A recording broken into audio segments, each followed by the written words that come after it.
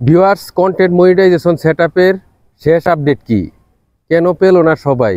কারা কারা পাবে এবং কেন পায় নাই?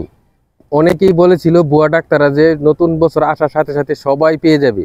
অনেকেই অনেক কিছু প্রেডিকশন করেছিল, কিন্তু কেউই পায় না। এই বিষয়ে আজকে বিস্তারিত কথা বলবো। সবাই আশা করি সাথে থাকবেন, একটু হলেও অনেকে উপকৃত হবেন, বিশেষ করে নতুনরা এবং পুরাতনরা যারা আছেন।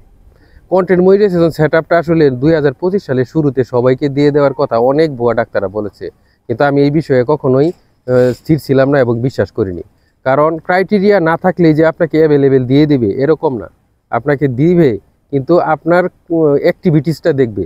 আপনি কি পরিমাণ এনগেজ আছেন ফেসবুকে, কত সময় দিচ্ছেন এবং কার কার ভিডিও দেখছেন অথবা ভিডিও দেখেন না করেই কমেন্ট করেন, এরকম বিষয়গুলো অবজারভেশন করে এই ফেসবুক টিম। অবশ্যই আপনাকে অ্যাক্টিভ থাকতে হবে। অ্যাক্টিভ এই না যে আপনি সারাদিন থাকলেন কিন্তু কোনো পোস্ট করলেন না, আবার আপনি সারাদিন পোস্ট করলেন অন্যদেরকে কোনো আপডেট দিলেন না, এরকম না। অবশ্যই আপনাকে অ্যাক্টিভ থাকতে হবে এবং পোস্ট করতে হবে টাইম মাফিক, টাইমলি, এবং সেই অনুযায়ী অন্যদেরকেও সময় দিতে হবে। কখনোই ভিডিও পোস্ট করে বসে থাকলে চলবে না।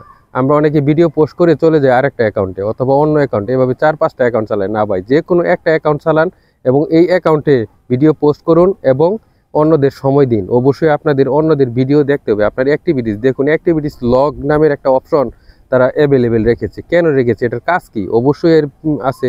আপনি এই অ্যাক্টিভিটিস কী কী করতেছেন না করতেছেন সকল কিছুই হিস্টোরিতে জমা হচ্ছে এবং সেই অনুযায়ী আপনাকে দেবে। আপনার মোবাইলে যদি আপনি শুধু রিলস নিয়েই কাজ করেন, বড় ভিডিও পোস্ট করেন না, তাহলে দেবে না। আপনি যদি ফটোস পোস্ট করেন কিন্তু টেক্সট পোস্ট করেন না, তাহলে আপনাকে দিবে না। এটা কন্টেন্ট মনিটাইজেশন সেটআপ। এটা সব ধরনের কাজই করতে হবে আপনাকে। যেমন আপনি রিলস ভিডিও ছাড়তে হবে, বড় ভিডিও ছাড়তে হবে, টেক্সট ছাড়তে হবে এবং ফটো ছাড়তে হবে। অবশ্যই লাইভটাও মাঝে মাঝে করতে হবে। এটাই হয়েছে মেইন বিষয়। যদি আপনি কন্টেন্ট মনিটাইজেশন সেটআপটা পেতে চান, অবশ্যই এই 5টা কাজ আপনাকে নিয়মিত করে যেতে হবে। আর যাদের ভাগ্য ভালো, যাদের অল্প সময় দিয়েও এবং অল্প ভিডিও পোস্ট করেও যদি একটা ভিডিও ভাইরাল হয়ে যায়, তাহলে হয়তো বা আপনি পেয়েও যেতে পারেন।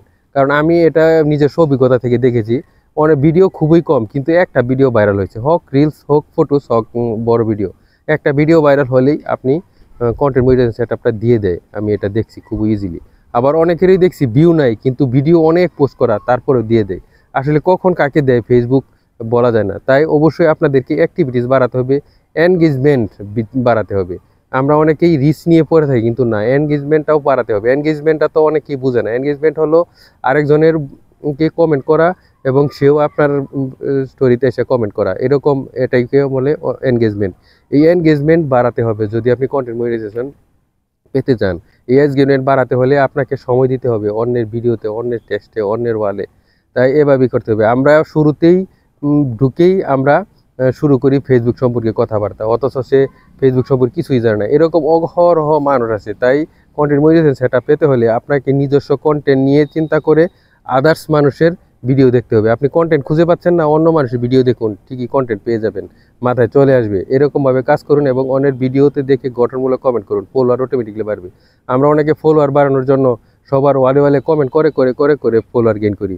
তখন এই ফলোয়ারগুলো আপনাকে আসলে শুধু ভিডিও কমেন্ট করবে, এরকম ফলোয়ার অর্জন করবেন না। আপনার ভিডিও দেখে যারা ফলো করবে, দেরিতে হলেও আপনার অ্যাকাউন্ট কোনো না কোনো দিন দাঁড়িয়ে যাবে। কিন্তু আমরা যদি ফলোয়ার এরকম কন্ট্রাক্টেড ফলোয়ার নিই, তাহলে কোনো দিনই দাঁড়াবে না।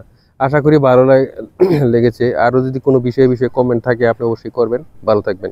অবশ্যই আমি এই বিষয়ে আপনাদের রিপ্লাই দেওয়ার চেষ্টা করব। আল্লাহ হাফেজ।